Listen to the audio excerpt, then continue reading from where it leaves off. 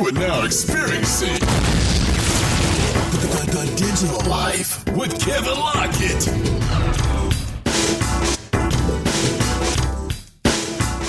Hey everybody, welcome to The Digital Life. Have you ever wondered why some brands work while others don't? Well, today we will answer some of those questions as I talk to Denise Yohn, author of What Great Brands Do. Now, during our conversation, Denise and I examined the branding of Sean Puffy Combs and Revolt TV, Amazon versus Netflix, Shake Shack, that's tasty, as well as Denise's love for dance, which is quite amazing and very impressive. I learned a lot from Denise when it comes to branding, and I'm sure you will gain some marketing knowledge as well. So without further ado, here's my conversation with the branding queen herself, Denise Yohn. Okay, we're talking to Denise Yohn. How are you today? I'm great. That's fantastic. So I've been following your tweets at CES, which is the Consumer Electronics Show, which are fantastic. But I might have to say my favorite tweet of yours is that you are excited because they have a Shake Shack in Vegas. Well, Shake Shack is one of the brands that I love personally and I'm intrigued with professionally. So, yeah, it's something to be very excited about. So what makes Shake Shack an interesting brand? Well, I think primarily because it's become so popular so quickly. You know, the brand only started a few years ago, and it has turned into this phenomenon, I would almost say global phenomenon, where, the lines at the restaurants are just, legendarily long, and they've just kind of created this cult following, I think almost maybe not necessarily intentionally, but definitely successfully. So the reason I wanted to talk to you today, you wrote a great book called What Great Brands Do. And my first question to you is, how did you feel when Inc. magazine named you one of the top 5, really like number 5, I think, of the top marketing books of 2014? How did that make you feel? I was thrilled.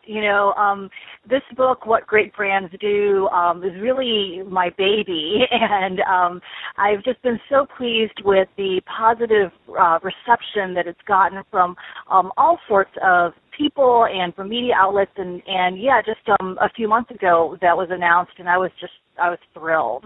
And you've been trying to write a book for years, and I read someplace where you said, I was trying to write a book I wanted to write, but instead you decided to write a book that people wanted to read. Right. Yeah, I actually started this book writing process over 5 years ago, and exactly that's what it was. I started writing a book that, I wanted to convey everything that I had learned about brand building from my, 20 plus years of working with some great brands. And as I was writing, it all made sense to me, but then as I shared it with folks, including some publishers and some agents, their feedback was, you're on to something here, but it's just missing something. And it took me a while, but I finally realized that I was writing from the perspective of someone like me, who's in the business, as opposed to writing for people who run businesses who may not know a lot about brand building, but definitely want to have a strong brand. Once I made that flip, the publishers were very excited and very interested, and I ended up having this great best-selling book now. And that's a problem that most companies have, is that when it comes to branding, they don't think of the customers. They kind of think of their inner circle or their companies. They just kind of put stuff out there, but they don't really think of the customers as much as they should. Kevin, that's a great observation. I was doing exactly what I tell my clients not to do, which is to really be, very myopic, I think, and very the orientation of self. And you're absolutely right. What I think that great brands do are that they know their customers. First of all, they are very selective about what customers they are trying to appeal to, and then they get to know those customers intimately, what they want and need, what their values are, what their lifestyles are like, what are their goals and their dreams and their aspirations. And then they connect with with their customers on those levels. And I think you're right. A lot of businesses tend to think about, well, we've got this great product and it does X, Y, Z and it has these cool features, and so that's what we're going to talk about. And the customer, it's all about them. And build a great brand, you need to be connecting with what they care about. And you mentioned before in your writings that branding is not about a logo or personality, attitude, look, or reputation. And I think sometimes when people see a brand, they look at a logo or they have some type of connection to it, which is great. But it's more than that. Branding encompasses a whole lot more than just imagery. Yeah, my favorite way to kind of dispel that line of thinking is, to say Apple is this great brand. How many people love Apple because of its great logo? Or even how many people love Apple because of its creative advertising? They've got this iconic logo, they've got this creative advertising, but certainly the reason why people love Apple is all of the values and attributes that the products embody and that their retail experiences bring to life. And that's really what the Apple brand is all about. And then these, whether it's a logo or a tagline or an advertising campaign, those are ways to express that bundle of values and attributes, but they're not the brand itself. You put out a list of the top brands to look for in 2015, and the number one on your list was Amazon. Mm-hmm. And I do have a question about them because they're a fantastic company, but now they're creating online content, and they're competing now with Netflix. So you have a company like Amazon who has been doing very well in everything that they do, but now they're venturing into another field that's dominated by a dominant brand. So can they follow the same branding identity that they had before, or how much do they have to shift to compete? I think Amazon at its core, and even, is represented by its name, has been all about kind of like this wide selection, like bringing everything that's on Earth available to you, the customer, right? And they started off doing that with books, but, through the years have expanded into all sorts of product categories now to the point where you can order, in some cities, you can order groceries through Amazon. So to me, the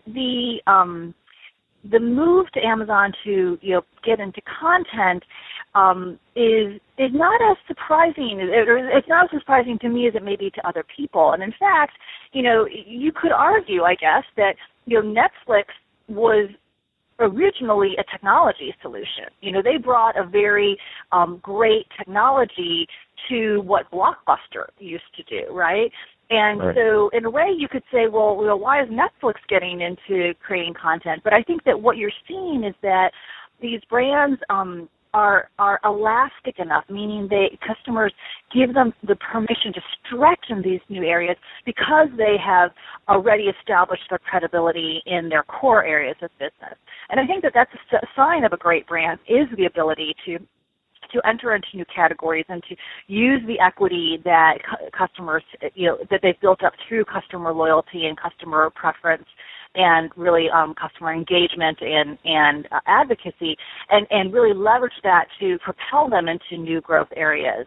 The same could be said about Google as well. So I think that's something that is the mark of a real great brand, is to be able to do what Netflix or Amazon is doing.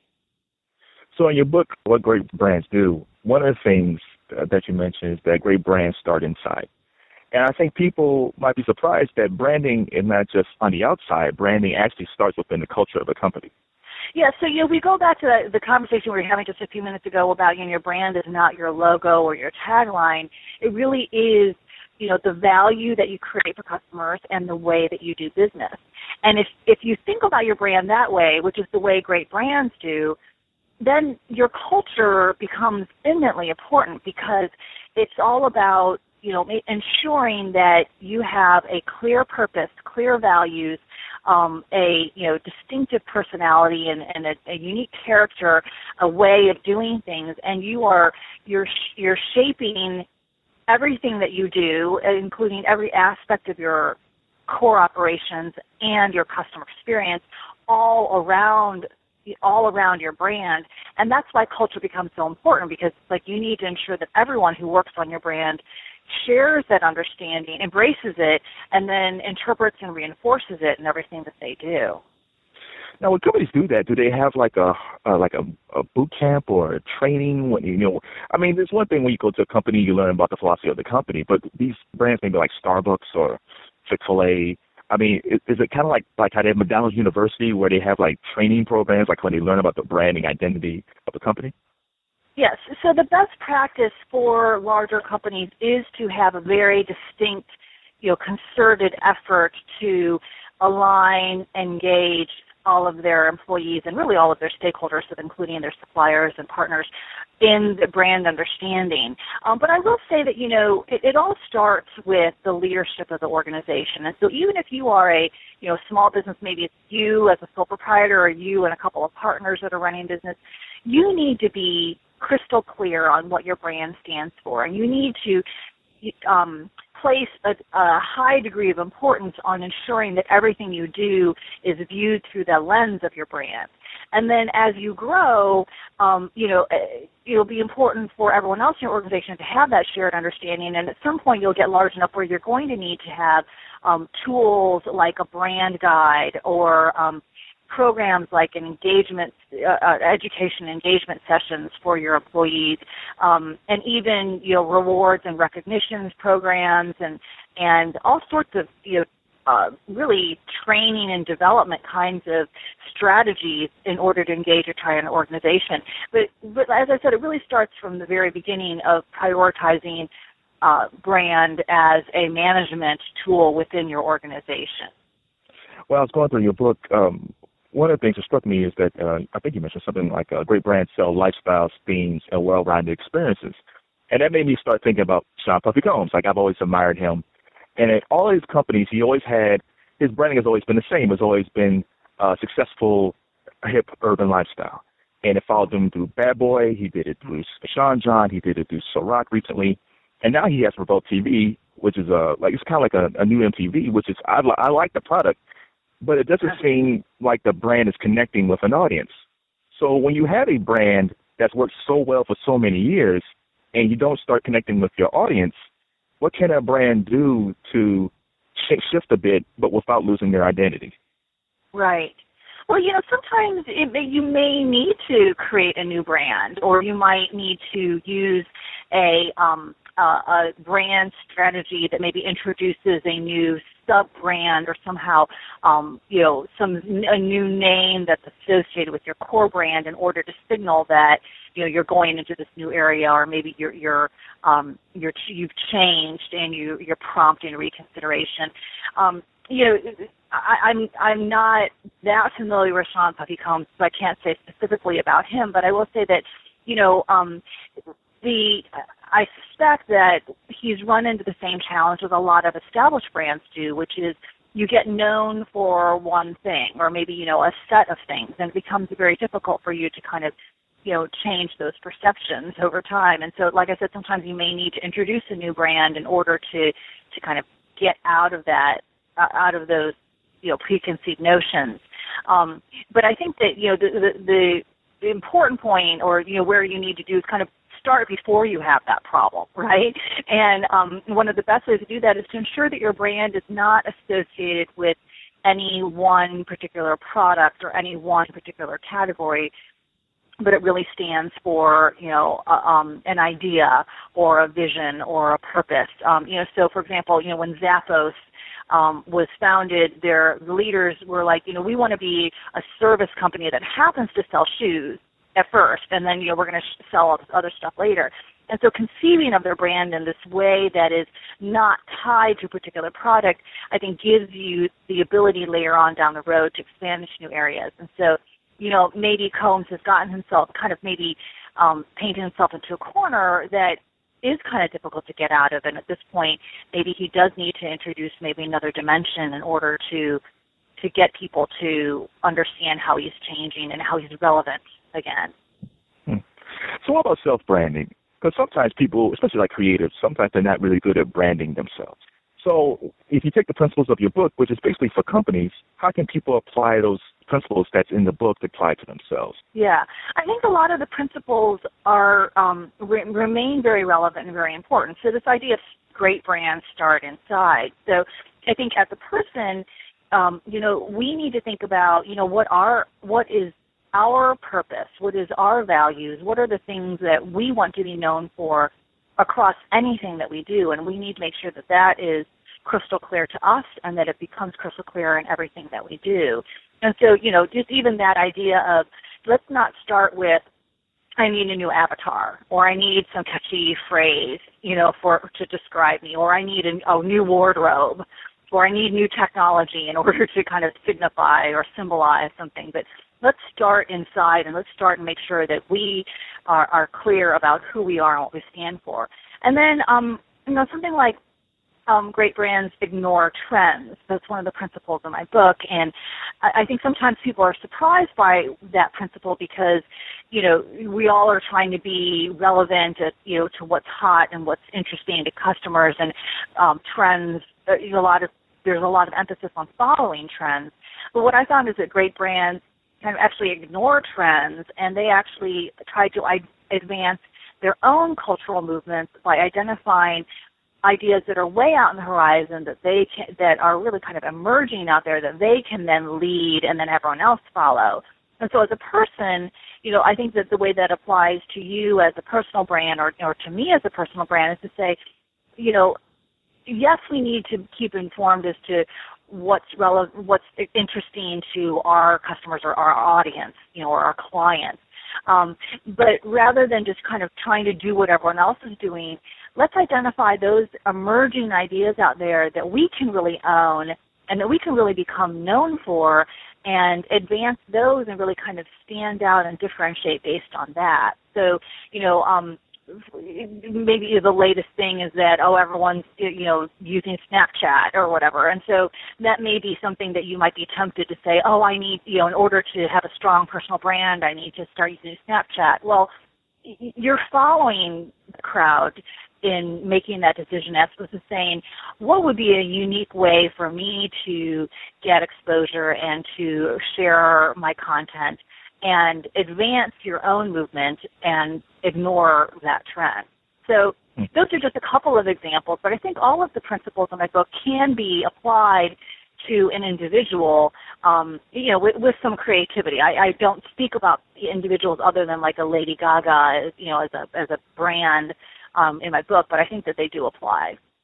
So have your own self-brand changed much after your book was released?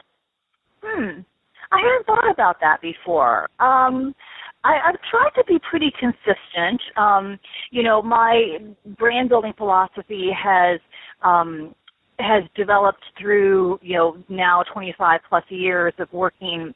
And so I try to be fairly consistent about that. But I will say that, one of the things that I've learned through the process of writing the book and then doing a lot of interviews and media appearances and doing a lot of speaking is that, people, I need to lighten up, I've been so focused on sharing my ideas and making sure that I have great content and really provoking people and getting, and trying to be the smartest person out there. And I think that what I've learned is that people just want to have a lot of fun, and if I can help them have fun and learn something, that's a great combination. And so, maybe part of the way that I'm evolving is to try to show a little bit more of myself and to just allow people to get to know me as a person in addition to my ideas and the strategies that I want to share with them. Does that make sense? It does, because when I was reading your background, it seemed like when you were younger, you were very intense. But it seems like you've been loosening up as the years went along. What changed about you? Because it seemed like you were very dedicated and you were very tough, but then you kind of, along the way, you kind of figured, well, let me lighten up a bit. It seems like you're still evolving, but what changed during the process where you kind of said, okay, maybe I need to back off a little bit and be a little bit more introspective? Yeah. Well, quite frankly, what happened was I got my dream job when I turned 30. And, it's kind of one of these things that, when you're young, you're like, I want to do this, I want to do that. And then you don't think about what happens when you get that, like what happens next. And so, truthfully, what happened was around the time when I turned 30 is when I started working for Sony Electronics in their brand and strategy group. And it was the ultimate job. It was a thing that I've always wanted to do, work on a world-class brand. I was heading up their first ever brand management practice. We were working on all sorts of exciting things. I was working with a great chief marketing officer and the president, and it was awesome. And then, you're like, okay, so I'm going to be working for another 30 plus years, what am I going to do now? Now that I've kind of done what I wanted to do. And I think that coming to that realization and saying, maybe I need to be thinking about what I know and what I can share and what I can help people with. So it's not just all about me and what I want to achieve, but what can I do to help others? And then, what do I really enjoy and what do I want to have fun with, and what are the parts of my job that I love and what are the parts that I don't, and how can I do more of what I love? And so that whole kind of, peeking out early in your career, I think, or for me at least, caused me to rethink a lot of things. Well, Denise Lee Yohn, thank you for the conversation. If people want to follow you, where can they go? And tell the people out there why they should pick up What Great Brands Do.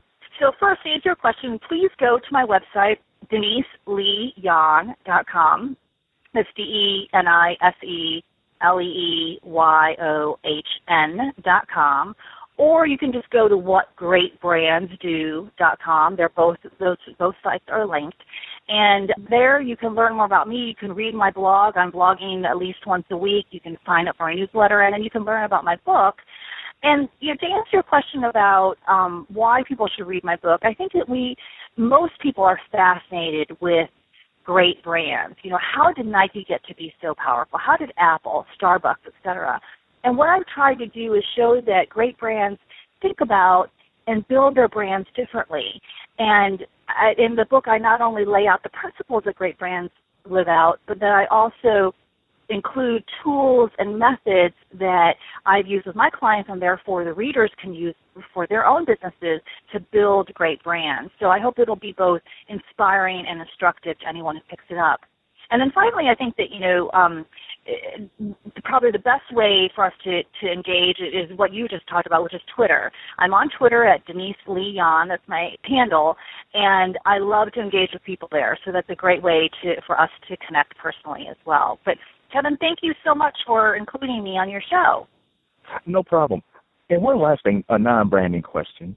Sure. I have friends who are dancers. I love watching So You Think You Can Dance.